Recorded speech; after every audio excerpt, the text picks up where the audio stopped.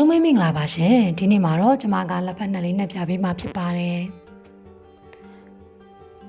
ပါဝင်ပစ္စည်းတွေကတော့လက်ဖက်ညွန့်30သား၊သမ ्या သီး၊ငှက်သီးစိမ်း၊စီ၊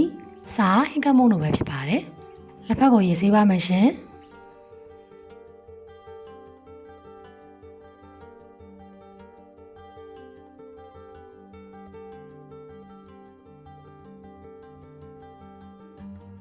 ရေဆေးပြီးသွားတဲ့လက်ဖက်တွေကိုကျမတို့ကရေနွေးနဲ့2ကြိမ်လောက်ထပ်ပြီးတော့ဆေးပါမယ်နော်။ဒါမှသာကျမတို့က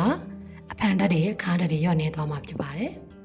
။ပြီးရင်တော့ရေစစ်ပါမယ်ရှင်။ရေကိုပြောင်းနေအောင်စစ်ပါမယ်နော်။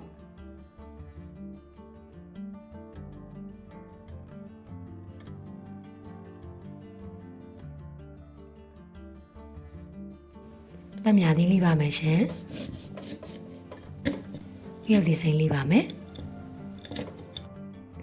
ပြီးရင်တော့ကျမတို့ကလက်ဖက်ကိုကတ်ကြီးနဲ့ပြန်ပြီးတော့ခိုက်ပါမယ်ရှင်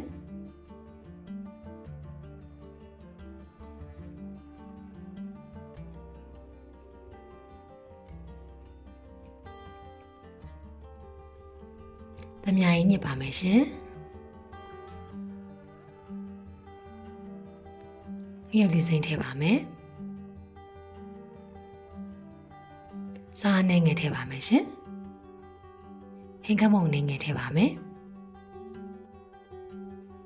ပြီးရင်တော့ကျမတို့ကသမအောင်နေပေးပါမယ်ရှင်အားလုံးသမသွားပြီဆိုရင်စီထည့်ပါမယ်စီကတော့မိမိတို့ကြိုက်နေတဲ့လိုထည့်ပြီးစားသုံးနိုင်ပါတယ်ရှင်ခုဆိုရင်တော့ရမ်းကိုစားလို့ကောင်းတဲ့လက်ပတ်နဲ့လေးရပါပြီရှင်အရမ်းမဲလွယ်ကူလို့အိမ်မှာလိုက်လို့စားသုံးကြည့်ကြပါနော်အားလုံးကိုကျေးဇူးများကြီးတင်ပါတယ်ရှင်။